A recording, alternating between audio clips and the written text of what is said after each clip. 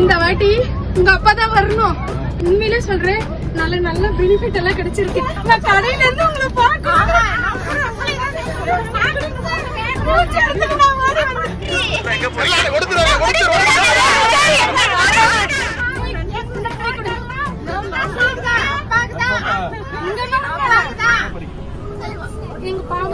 சொன்னாங்க, நான் நிறைய பேருக்கு சொல்லுவேன்.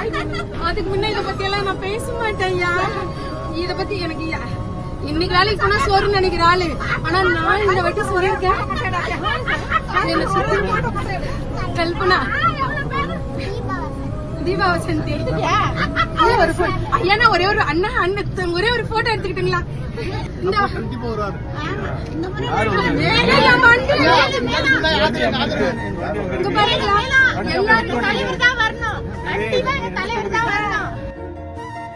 சார் ஒரே நிமிஷம்